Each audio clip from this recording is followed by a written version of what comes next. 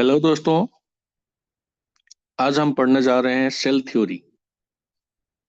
Cell theory was proposed by Matthias Claydon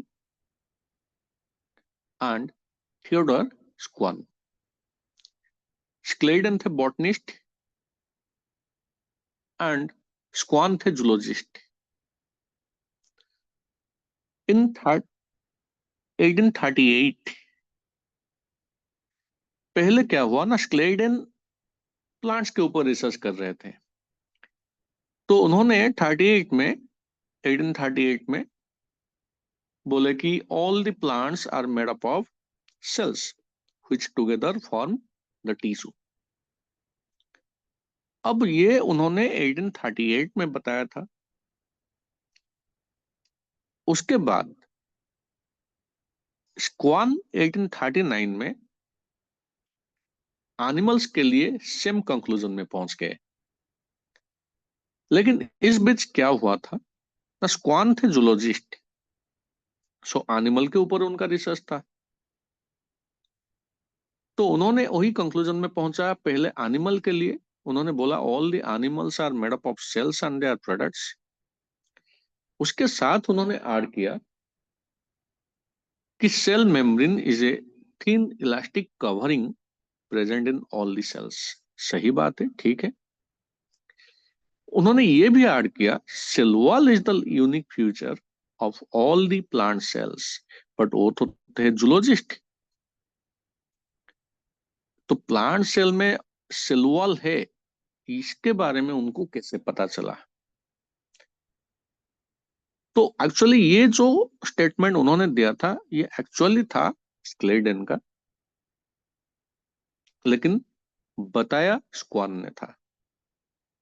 इसलिए कभी कभी जब क्वेश्चन आता है cell wall is the unique feature of all the plant cells, this statement was given by dash, तो सबको पता है सेल वॉल तो प्लांट का है, तो प्लांट के ऊपर रिसर्च तो कर रहे थे स्क्लेडन, तो आंसर लगा देते हैं, टिक लगा देते हैं स्क्लेडन में।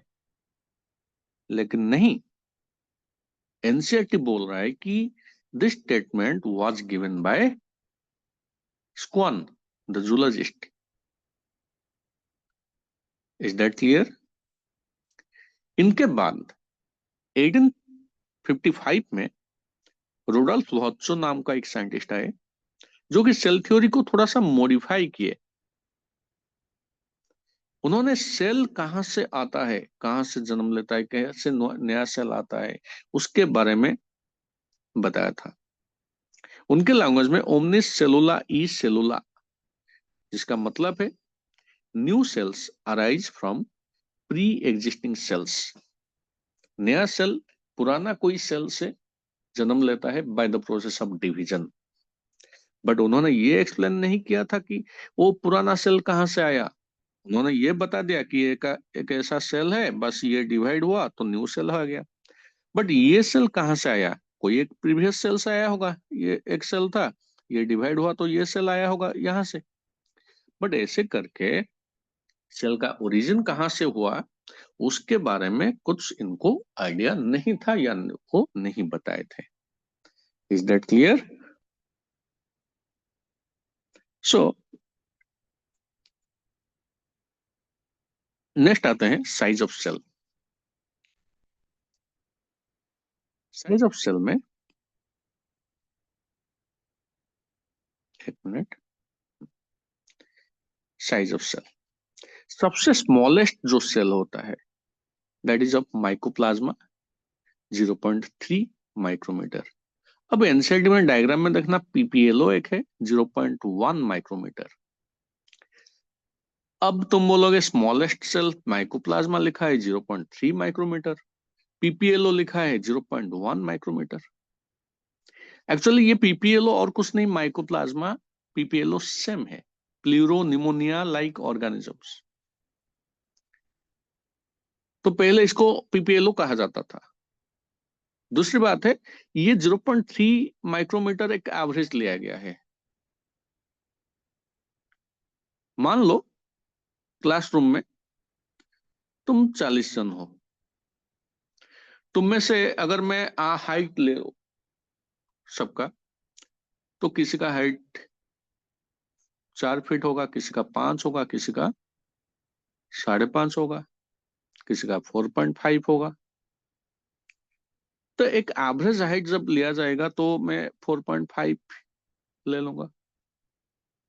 उसी तरह ये है, लेकिन वहां पे 4 फीट वाला भी होते हैं। तो ओवरऑल जो माइक्रोप्लाज्मा ग्रुप है उसी हिसाब से 0.3 माइक्रोमीटर। उनमें से सबसे छोटा पीपीएलओ जो पहले थे वो थे 0.1 माइक्रोमीटर। बैक्टीरिया और टिपिकल बैक्टीरिया जैसे एनसीईआरटी में दिया है उसी हिसाब से याद रखना है, 3 to 5 माइक्रोमीटर। और ये रहा टिपिकल बैक्टीरिया या प्रोकैरियोटिक सेल, या typical prokaryotic cell 1 to 2 micrometre. Eukaryotic cell 10 to 20 micrometre. Human RBC 7 micrometre. Largest cells egg of ostrich. Longest cell nerve cell और न्यूरॉन। शेप में देखो, राउंड बाइकनकेव आता है और एक राउंड ओवल आता है। ध्यान से याद रखना है, इसको देखना है। राउंड बाइकनकेव हुआ तो आरबीसी, राउंड एंड ओवल हुआ तो मेसोफिल सेल्स। वैसे इरेगुलर और अमोइबॉइड हुआ तो डब्ल्यूबीसी। यहाँ पे देखो लॉन्ग एंड ब्रांच्ड है और लॉन्ग एंड नैरो है। इन दोनों में कंफ्यूजन रह जाता है, long branched and long narrow, और एक है एलोंगेटेड, तीनों में रह जाता है। ब्रांच्ड हुआ तो नर्व सेल, नैरो हुआ तो कॉलमनार एपिथेलियम, एलोंगेटेड हुआ तो ट्रैकिड्स। ऐसे ट्रैकिड्स हो गया, और ये हुआ तो ऐसे हुआ तो ये कॉलमनार एपिथेलियम, ये सेल्स।